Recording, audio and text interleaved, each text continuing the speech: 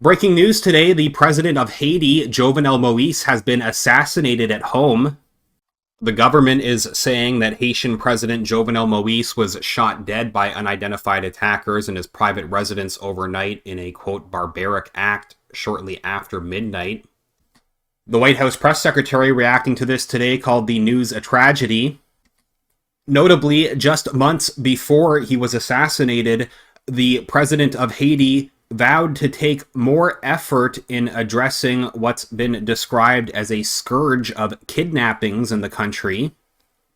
Also interesting, back in 2018, Jovenel Moise's government was criticized for hiring a PR firm linked to Hillary Clinton.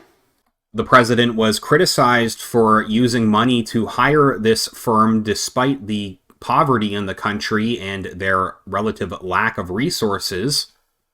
Others were critical of the firm's ties to Clinton, given how, as many watching probably already know, the Clintons are extremely unpopular in Haiti. Many Haitians have accused the Clintons and the Clinton Foundation of exploiting the country for their own gain.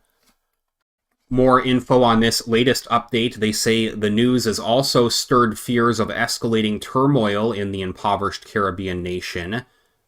They go on to add that the president's wife was also shot in the attack that took place at 1 a.m. local time and was receiving medical treatment.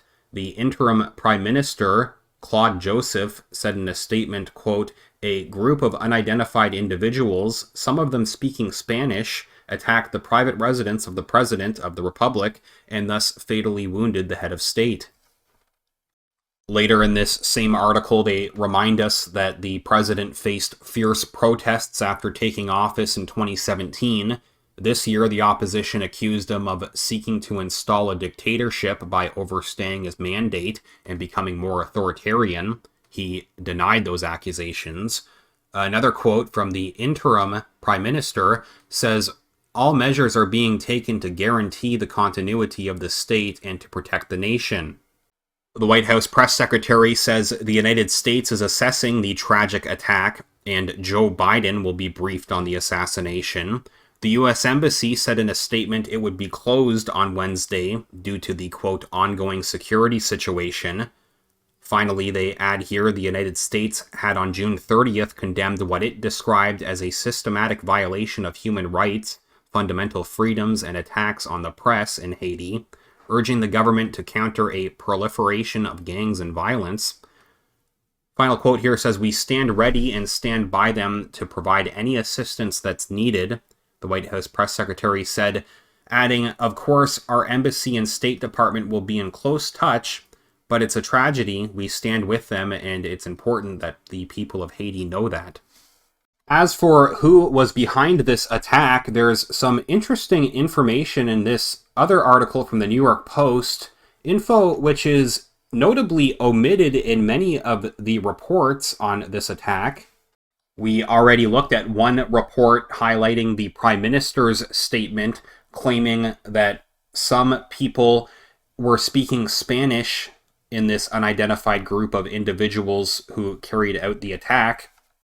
However, what was left out of the government's statement and notably excluded in most early reports from the mainstream media was the fact that the gunmen claimed to be agents with the U.S. Drug Enforcement Administration. This was reported by the Miami Herald. Sources told the paper that the assailants, one of whom spoke English with an American accent, were not with the American agency. Quote, "These were mercenaries," a high-ranking Haitian government official told the Herald. They go into more detail here, adding how videos taken by people in the area of the president's home suggested that the assailants claimed to be DEA agents. A quote says, "DEA operation, everybody stand down. DEA operation, everybody back up, stand down," someone with an American accent is heard saying in English over a speaker, according to the Miami Herald. Residents reported hearing high-powered rounds being fired and seeing black-clad men running through the neighborhoods, according to the Herald, which also cited reports of an exploding grenade and drones buzzing overhead. The U.S. Embassy in Haiti has also issued an alert warning people to avoid unnecessary travel in Haiti for the time being. U.S. Representative Andy Levin, a Democrat from Michigan who co-chairs the House Haiti Caucus and is member of the House Foreign Affairs Committee, offered his condolences and said he was praying for the swift recovery of Martin Moïse after the heinous act. He called on the White House to pursue a new policy toward Haiti, quote, that puts the will and well-being of the Haitian people first. The murder of Jovenel Moïse is a devastating, if not shocking, example of the extent to which the security situation in Haiti has unraveled, he said.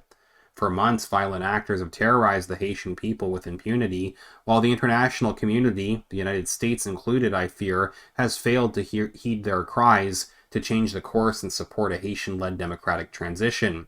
It is essential to bringing about true peace and security and preventing more atrocities like that which occurred this morning, he added.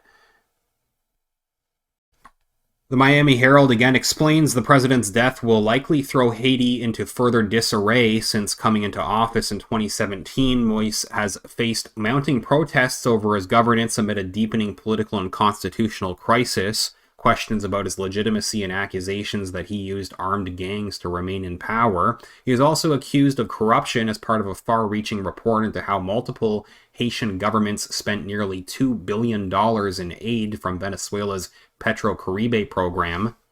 There have been ongoing protests against both Jovenel Moïse's government and the previous administration over this scandal.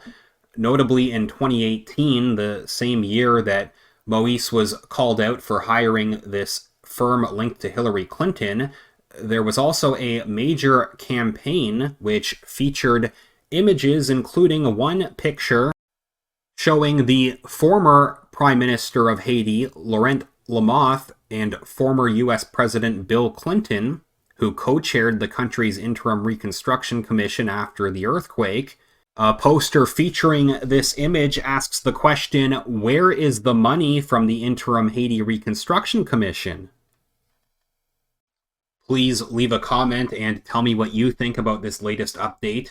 If you could give this video a thumbs up, remember to click the like button, that's greatly appreciated, and make sure that you're subscribed to the channel. And as usual, thank you so much everyone who has supported this channel with your donations at Patreon or PayPal. And with your super chats as well, it's greatly appreciated. Even just a few dollars makes a huge difference and helps me keep talking about these important issues. You can find either link down in the video description where you can support this channel directly, patreon.com/realityreader or paypal.me/realityreader.